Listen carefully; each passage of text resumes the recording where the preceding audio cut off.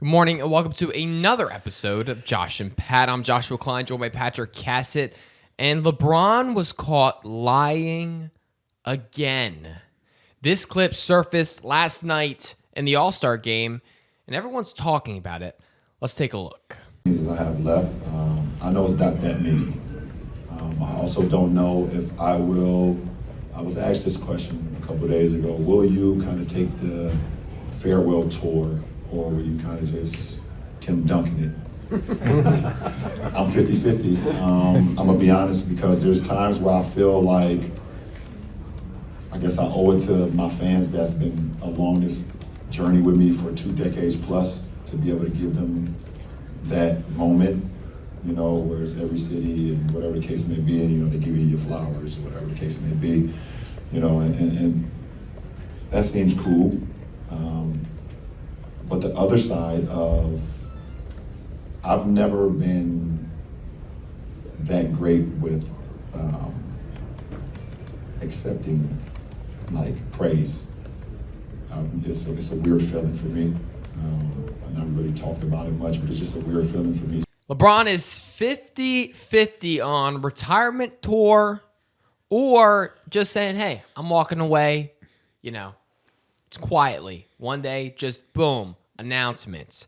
Patrick, considering it's 50-50 chances, what are you leaning towards right now that LeBron does? Ooh, man, I'll tell you what, gun to my head, I'd have to go with, I think he's leaning the retirement tour, but what do I know, It's Josh? a 50% chance, so we really don't know. You flip the coin, right, and I wonder, what were the odds that he was going to bring that up, right? Because most people don't talk about a retirement tour unless they're thinking about a retirement tour. Right.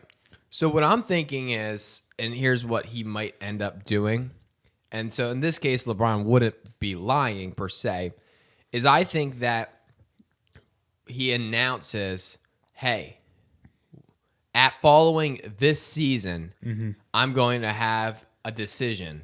And in that decision, it's going to be whether or not I do a retirement tour or I just call it quits. And then that season, he'll have a tour leading up to the decision, and which in that case, he has the option to walk away or, do the retirement tour. And so It's brilliant. You get the tour leading up to the potential tour. It's brilliant because you get a 2-year retirement tour de facto, right? So if LeBron James comes out, it's June 2024, he goes, you know what? After the regular season ends, the playoffs, in 2026, I'm done. You'd have a 2-year retirement tour because now people across the league are going to be funneling in and they're going, I got to see LeBron play for one more time. Right. Well, but if he does the decision, it's like, okay, not only do you get the tour leading up to the decision, and people are like, okay, I got to get my butt in a seat because what if that coin flips, or what if that 50% chance that he just walks away happens? Then we don't get that retirement tour. So you show up, and then you get the spectacle of the decision again, and then you potentially get the retirement tour, which I think would benefit. I think that's what LeBron would potentially want. Well, and you got to remember, we still got Bronny coming into the league, right? Right. So that maybe throws a wrench in the plans because some are saying this guy's not ready for the NBA, right? I have heard that. And maybe that's 50-50 on whether or not he's ready for the league. don't know. Right. And so if he doesn't go to the league this year, now we're talking he's going to do at least another year with Bronny, right? So now is this going to be a 3 years until the retirement tour?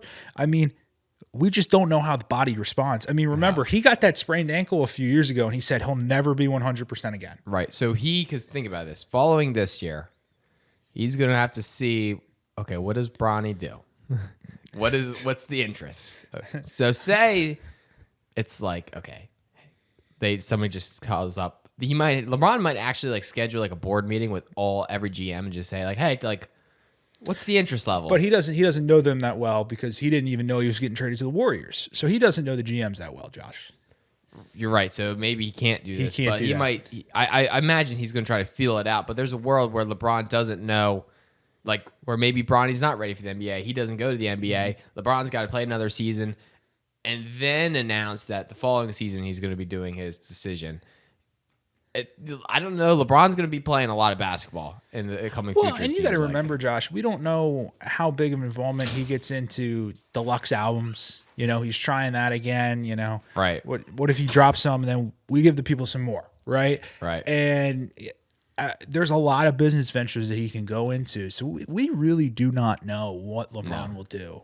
No, but he was caught lying about the Warriors. That was a fact.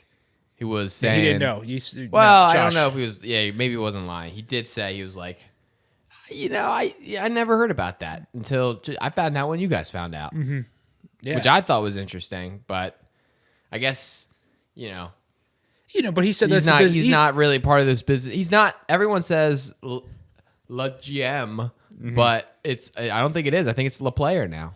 Yeah, well, and you got to remember, he said that's how the business of the NBA works. There's people coming and talking behind closed doors, and you don't really know what discussions are happening until they bring it to the player. Right.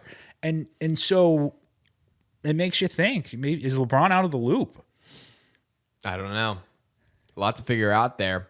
But the All-Star game happened last night, and I'll tell you what. One of the best games I've ever watched, Josh. Oh, man. Well, here's the thing about the All-Star game. At this point, I think it'd be more entertaining to pull up to a random rec league and just see what's happening there. Because in the rec league, at least there's some sort of rivalries. Teams don't like. I used to sometimes pop out, watch my buddies' intramural basketball games, and they were interesting. I was like, hey, yeah, that's my buddy. Let's see how he does here. And there's team rivalries, and it was a big deal. And the All-Star game sucks. It's not good. Yeah, I watched 0 seconds of it, and I'll tell you what, Josh, that intramural game that you're talking about, it may not have a half-court three in it. No, it may not. That might have an attempt. Let's be real. We're not saying the attempt won't be there, but I can tell you there will not be 200 points scored in that intramural game. No, will not be. No, we'll not have an LED floor. Won't have a lot of things. Won't have G League players in the dunk contest. No. Which I feel bad for Mac a little bit. Feels like he's kind of being used right now. I've never seen Jaylen Brown's a star player. Right. I've never seen a star player be more hated on for a performance that they did. He got booed at the dunk contest. You know how hard that is to get booed at the dunk contest when you are the star in the. Well, it's not Mac. It might be one of those things where they roll him out every year until he's like, I got to retire, and it's at some point. I hope that he gets paid so much money for this dunk contest experience. He showed up on Saturday night, and I was like, oh, this guy again. I've heard of him. Yeah. That's where I'm at with Mac McClung. Well, I did know. I made a video last year. He was a good. Mac McClung actually more dunk contest wins than LeBron James. Mm-hmm. Stephen A. said that LeBron ruined the dunk contest. Why? Because he didn't go in. He didn't go. He said, look at it. He said, Kobe did it. Michael Jordan did it. Tracy McGrady did it. Well, maybe LeBron's Vince scared. Carter. Well, he might be saving it up for that 50-50 retirement tour. Dude, if he comes in the dunk contest at this age, we would all be like, what? My favorite part about the Jaylen Brown dunk contest is when he tried to do the honorary dunk. Right. And, try to go blindfold. But he forgot to. He did it after, yeah. Yeah, he forgot that the dunk was blindfolded. So he did it after he. I've never seen a worse dunk contest performance. No, that was not good. That was not good. But they're going to fix the All-Star game. They're going to fix it. They're not going to have 200 points scored.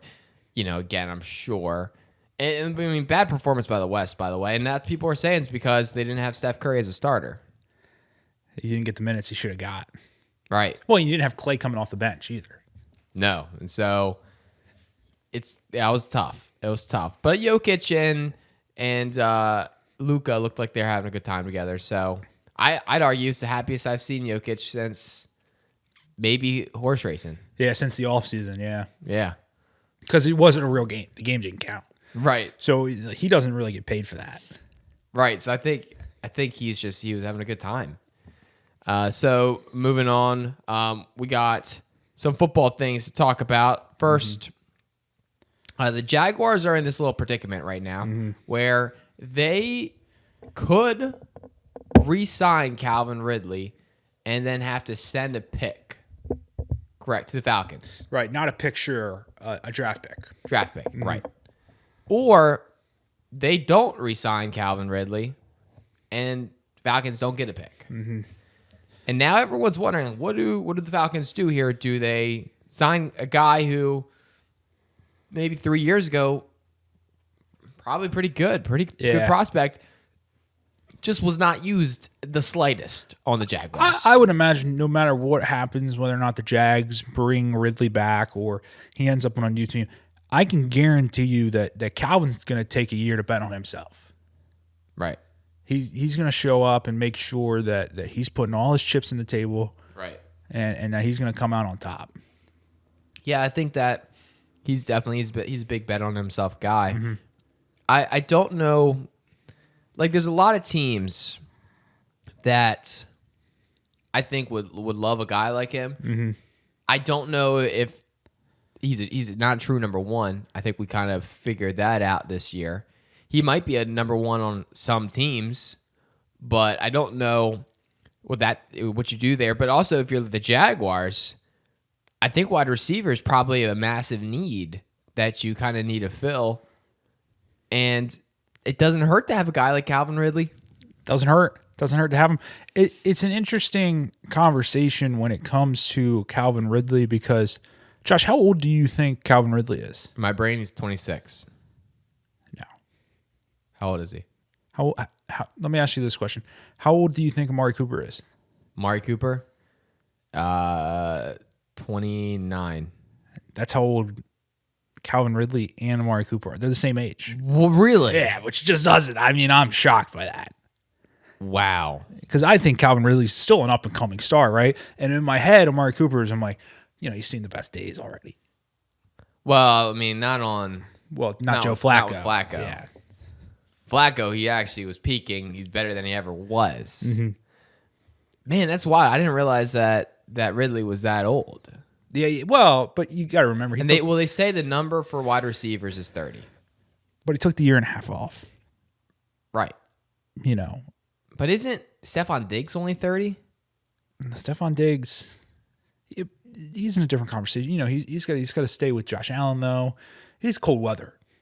So we know Stephon Diggs, he's not used to that. So it's interesting. I did not realize he was that old. But yeah, he's still good. Like, let's be real, he's still a good player. I just think that there's a chance that, I don't know, maybe the system doesn't work there, but who do you go and get if you're the Jaguars? Do you try to find somebody in the draft? Do you try to, this is really frustrating me, this my little thingy. Do you try to find somebody in the draft? I mean, clearly do you the phone's go and get blowing a up. free agent? I don't know. I mean, the phone's blowing up this morning. Phone's blowing up this morning. It's a group chat. But you got to, a busy morning. Yeah. You got to you're pushing cars on the driveway. Right. You're getting group chat texts. Right. But I don't know what you do. Hopefully they figure it out. Do you know a team that did kind of figure it out with their guy? I'd say a Ridley equivalent if we're talking about skill set. Nelson Aguilar. Wow. He's a Raven. One more. Run it back. Another year. Some are saying that means OBJ's gone. But you got to remember, there's a lot of question marks with this Ravens wide receiver room. Right. And some question marks we don't like. Some are not so good. Right. Some are legally, some are due to money. Right. Some are due to injury. So there's a lot of question marks, but there's one thing I know for sure. Rashad Bateman's going to be there. If he's healthy. He almost didn't play this year. Yeah. And that's the thing. Like, Bateman's become the staple of this wide receiver room. That's the thing. I never saw it coming, but he's been around. He's on the team. He's there, and we know he's not going anywhere. He literally can't go anywhere. So it's well, you got to remember, you're gonna have Tylan Wallace back, right? So that's a good number 2 piece, right? So you start the year number 2 saying, returner. Hey, we know Bateman's gonna be here. Let's get Bateman some help. Let's bring in Nelson Aguilar. So then we know eventually. Okay, so we got Aguilar. We got Bateman. Maybe we really hope Zay Flowers probably going to be back. Well, I wouldn't use the word probably, but we hope he gets the issues cleared. We hope it was a misunderstanding. Right. So he comes back, maybe. But right now we have at least two pieces that we know are going to be there to build around. You bring an OBJ back to. I mean, this could be. I can't believe we can't get it right. We're so close so many times. The one year they finally drafted a good wide receiver, homeboy just possibly is a bad person. Pre being on the team though, I believe all this happened, right? Incorrect. It happened after the Texans playoff game. Which, if it's true, no wonder he fumbled at the goal line. Right. Because he obviously didn't deserve that. Right, he didn't deserve that. But if false, then it's like he's having an all-time bad week. Yeah, that was one of the worst weeks of his life. Yeah. And we feel bad for him in that case, only if it's false. And unfortunately, I don't think it's false. No, don't say that. Which is unfortunate. Well, they're going to figure it out. They're going to figure out everything regarding that. But I think the Ravens at this point just draft tight ends who can catch. Yeah, Isaiah Likely seems. Just go. Well, that's what you do. You line up Isaiah Likely. He's your number 2 wide receiver next year. You put Tylan Wallace in the slot. Right. Yeah, you got some weapons there. You maybe get J.K. Dobbins back healthy on the Aaron Rodgers treatment plan. Yeah, you get him on that. It's a prove it deal. He can catch. Prove it. Yeah, you line him up. Pat Ricard, look at what Greg Roman did with him. I mean, you throw him up there as your 4th wide receiver. Now you're putting together an all-time crew. Right, and Todd Monken, he can make some things happen with what he's got. He knows he's not a we build around what we have kind of guy. Mm-hmm. And so he's going to take the pieces that EDC gives him, and he's going to make the most of it. So Ravens will be fine, but Nelson Aguilar, sneaky. I mean, very necessary. Maybe Calvin Ridley to the Ravens. How this could be an all-time just hilarious receiving room for the Ravens. I don't know. We can see it happen. Could you imagine? It's like you got Calvin Ridley and Nelson Aguilar in your receiving room, and you're like, we're just putting pieces together. I don't know if these all the pieces pieces fit. that we had that were available, and we just assembled. If it was like Calvin Ridley, Odell Beckham Jr., and then Nelson Aguilar and Rashad Bateman, like that to me is like that's one of the funniest wide receiver room maybe ever assembled. Because it's all over the place. So yeah, it's like you got the guy that's probably not peak. He's on peak performance in Odell Beckham, but he can give you that game every once in a while. Right. It's like, hey, I know, like I'm still one, like I can be one of the best. As good as I once was, I'm not as good. I'm as good once as I ever was. That's what Toby Keith said, and that's OBJ, right? Then you bring in Nelson Aguilar, shaky start to his He's career. going to give you a couple drops. He's going to give you a couple drops, but he's going to step up when the moment matters sometimes, and he's going to backflip into that end zone, and he's going to make it look cool, right? Right. Then you got Rashad Bateman. This could be his 4th year, and I can't tell you what he really does. Sometimes he's good. Sometimes he's bad. Sometimes I think he really likes being on the Ravens. Right. Sometimes I think he hates being on the Ravens. So he's your number 1 guy there. Yeah. And then you bring in Calvin Ridley. I don't even know what you say about him. Right. You say he's a guy that he's due for a comeback. And so it's going to be he would most definitely, he would get hurt like week 2. Don't say that.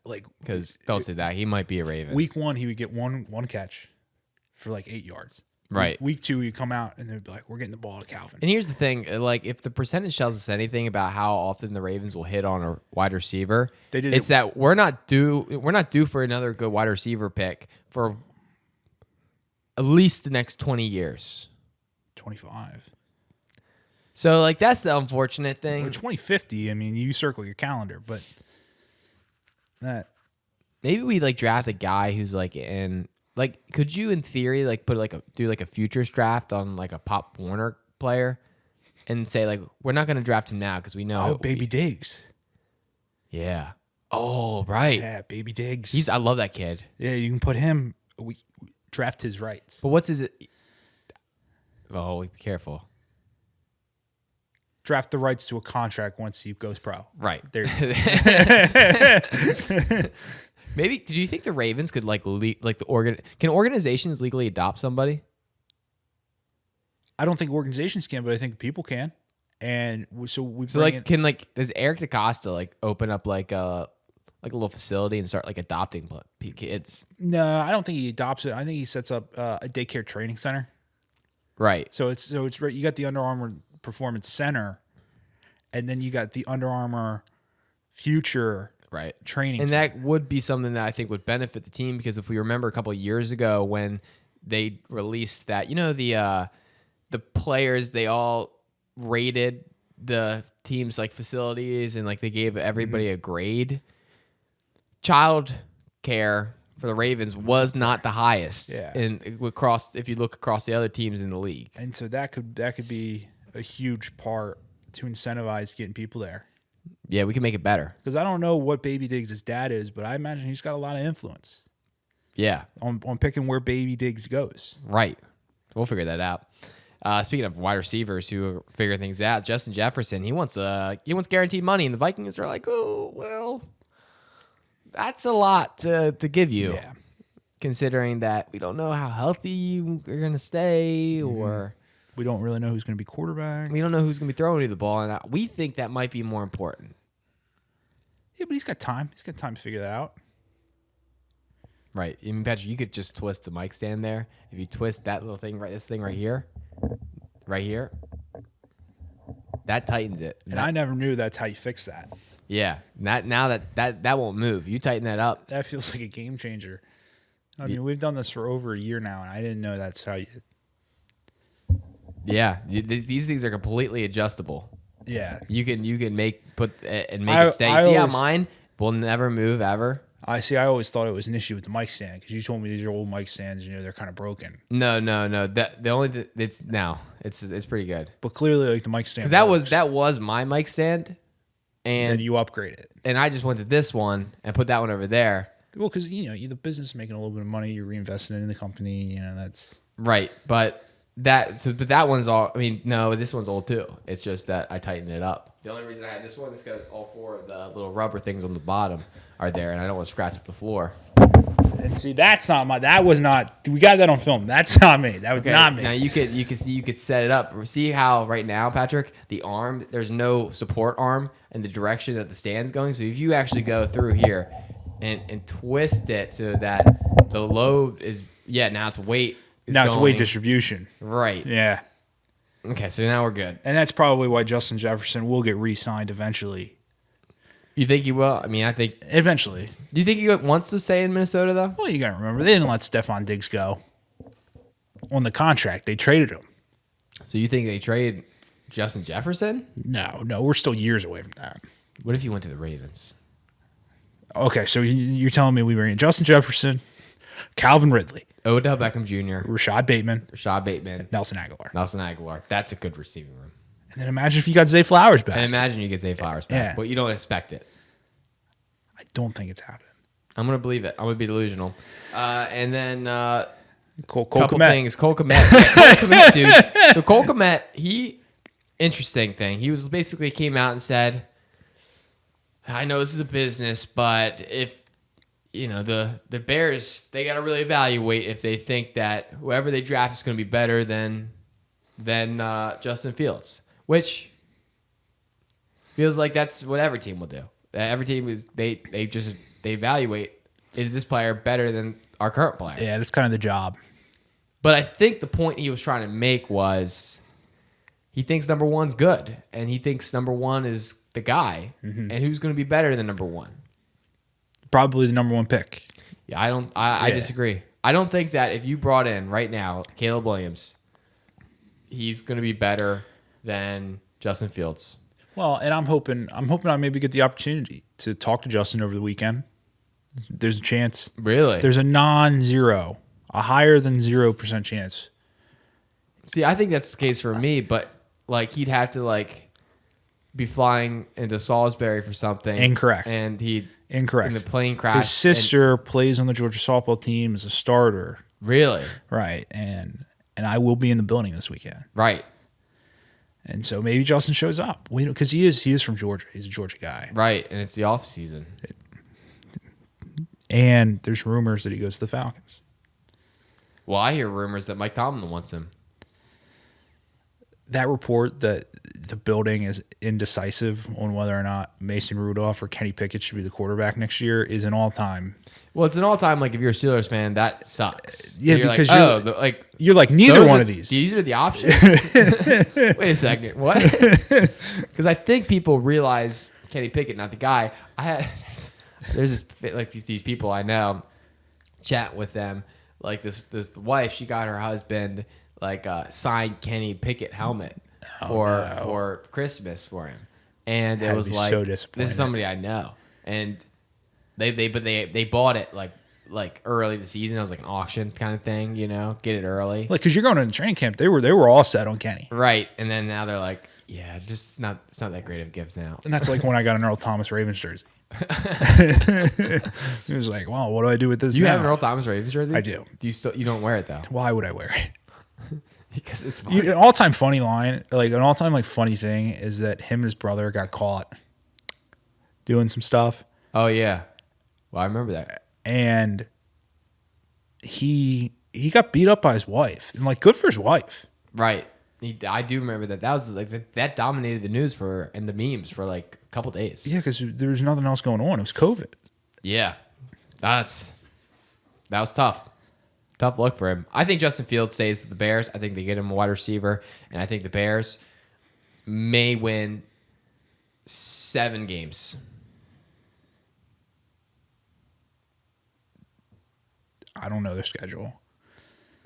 I'm gonna say 7. You're gonna say 7. And then last thing, DJ Khaled wants to be a NASCAR owner. Yeah. And I think that he thinks that he would do a really good job. And I think so too. I mean, I think really all it takes is if you have a little bit of money. You know, if he would literally be like, you come in day one and be like, we the best, right? That's what the team would be called. Right. Okay. And he would immediately ask, when can we get Drake in the car? That would actually be like, that would be the most, like, the best thing for NASCAR is if DJ Khaled like starts a program where like he'll be like, okay, Drake, I need you to like hop in the sim every day for a year. And like he does this with a bunch of celebrities. And then he gets to the point where he's got like a celebrity rotation of he just puts like Drake's in the car one week, JB's in the car the next week. And it's just like, and they finish last every time. But it's like, that would be to me the best thing that ever could happen to the sport of NASCAR. Yeah, looking forward to it. Thanks, DJ Khaled. You know, he'd also be like, so can I get the number 1? Like, we want to be first. Yeah, it's like, I don't think that's how that works. So I think that's no. So you don't. He's like, what number do you think he would pick? Like, what's available right now? It would have to be higher numbers. Like, he'd be like, can I get 100? Because I keep it 100 all the time. He'd be like 99. I can't take it. Yeah, no. That's true. So I don't know what he does, but that would be, I hope that happens. I would like sincerely hope. Maybe I should like approach him and say like, hey, I'm like pretty good. Like my NASCAR team and on the game, we're so good. Let me take you to the promised land. He'd probably be like, yeah, hit us up. Well, because remember, he doesn't lose. No. So he doesn't lose weight. He doesn't, because all he does is to win. I think I could come up with a pitch. I'd actually want to run the media team for that team. I'm still waiting for the entire gym. We reached out. I know. There has been negotiation. Well, I don't want to say negotiation, but Not talk. negotiation. We can talk. Talk. We're potentially like a late spring trip. That would be awesome. Like the day you go down there to do that would be the fun. That's my dream. Anyway, that's the show. Josh and Pat updates. Me and Patrick been racing a lot in the sim NASCAR. I was on an all-time cold streak. I started to get back to it. Did win a race finally. The cold streak helped yourself win. I did. So my thing was I ran out of gas, but they called the caution because I ran out of gas. Which no, they didn't call the caution because you ran out of gas. They called the caution because you wrecked. Right. But everyone who knows me knows that I never wreck intentionally, so that was unintentional. It never happened. I didn't wreck intentionally. Yeah, I know you didn't. Right. So like it's not like I was just like, okay, we're done. Camera's off. It did to it. Battery's done. Okay, but the good thing is we can still hear you. which is good. It's So they can see that you're not there. But it's kind of perfect timing of the show. well, that's why I didn't want to get too in depth with the DJ Khaled because I was like red.